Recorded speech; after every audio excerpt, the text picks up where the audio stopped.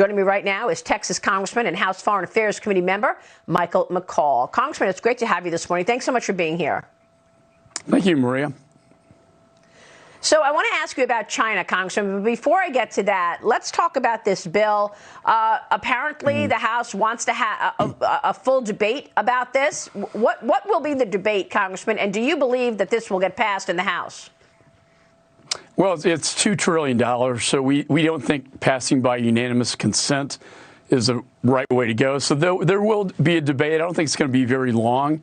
I think most members are not sanguine about getting on an airplane right now and flying to Washington, congregating in the Capitol in defiance of CDC rules. So what's going to happen is it's going to come over. There will be a debate for those who are there. And then if it should pass by voice vote, which we fully expect.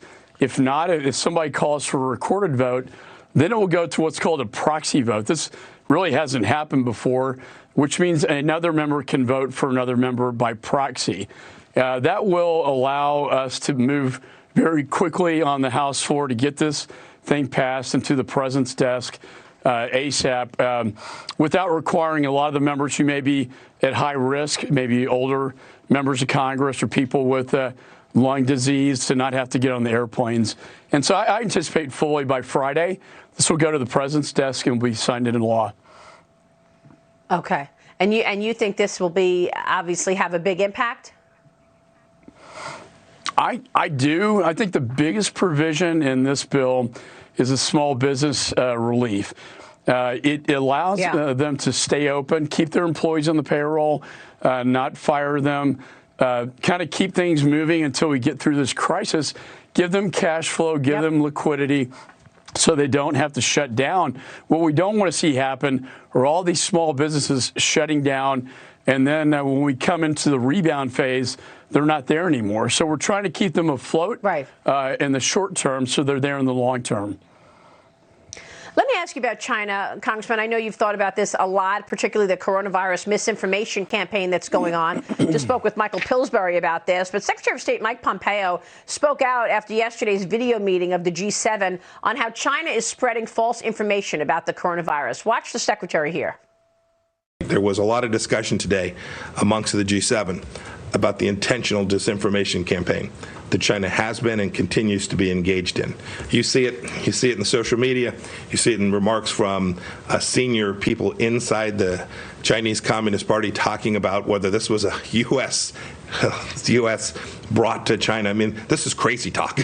And every member of the G7 today saw that this is disinformation campaign. China now making small sales of product around the world and claiming that they are now the white hat in what has taken place here. This isn't a time for blame. This is a time to solve this global problem. Congressman, this is just extraordinary to me. The white hats, really? They downplayed this virus from the get-go, did not tell the rest of the world what had occurred.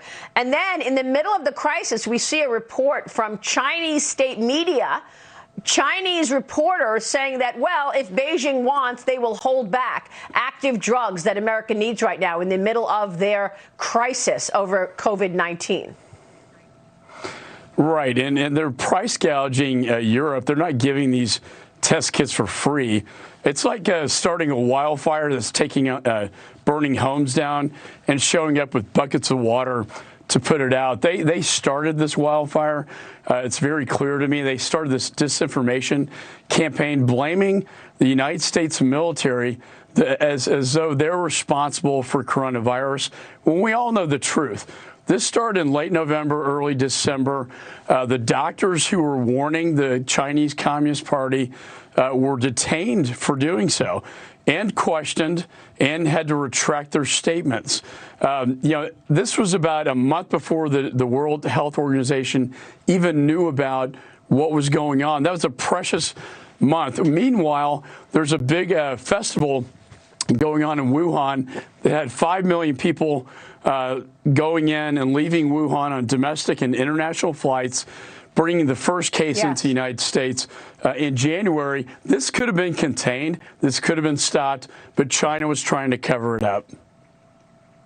Yeah, they were trying to cover it up, and not only that, but at this point, they are getting the media to go along with them and not call it the Wuhan virus, which, of course, we know that it is. Is our relationship going to be the same with China after this? I mean, I know that there's a rethinking of the supply chains. How is it possible that we have active ingredients from the drugs that we so sorely need that they are made in China? Is that going to change? Well, I think I gotta hope so. I've been talking about this, Maria, for a long time, as you know. I know when you have. 80% of our medical supply is tied to China, who started.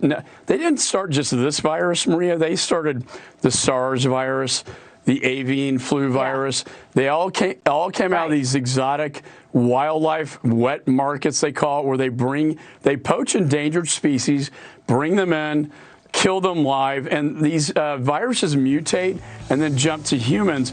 We gotta shut down these markets and make sure this never happens again to the world and cause a global pandemic. And no wonder they didn't allow the CDC in there for so long. Well, that's another thing. I mean, the Centers for Disease Control is the most esteemed health organization in the world. So what are they hiding that they didn't want the CDC in there to investigate specifically how this started? And do you think it did start in an open market? Because I know that the only level 4 super lab in China is located in Wuhan. That's the other theory. We can't discount it. It may have come, the animals that are disposed of, perhaps it came from those animals. The other thing they did, Maria, is they went into the labs after WHO was notified because the doctors were sounding the alarm, and they went into the labs, told them to stop testing and to destroy lab samples. This is the worst cover-up in human history, and it's caused such great economic and health damage throughout the world that I think they need to be held accountable and pay for this and not get away with it, which is what they're trying to do now. I sent a letter to Google, Facebook, Twitter, and Amazon to stop perpetuating the propaganda on their platforms because they are continuing. They're an arm piece of the Chinese Communist Party. This has to stop. Yeah, and I know that you also sent a letter to the ambassador demanding that they allow American journalists in China. They've actually sent journalists. It's not even apples to apples because the Chinese that we have here are not necessarily journalists, right? They're spies. And there are more visas that we give to China than they give to American journalists. They don't want American journalists on the ground telling what happened. They don't want, their journalists are an arm of the Chinese Communist Party. Ours are free and independent. They've announced they want to expel all U.S. journalists out of China because they don't want them to uncover the truth about what really happened. They're trying to cover this up. They're not going to get away with it. The WHO is complicit as well to some extent when they gave positive remarks to China. Late January said China's handling this really well. It's not transmitted human to human, which it was. And by that time, it was already going into international travel. They also, WHO, really criticized the president for putting a travel ban on China, which, Maria, you and I know has saved thousands, if not millions, of lives in the United States. Absolutely.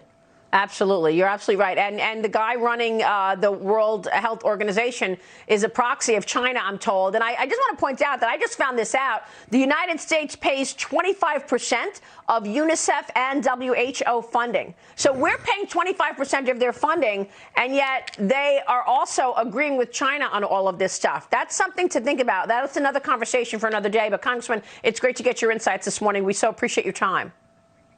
No, thanks, Maria. Thanks for having me again.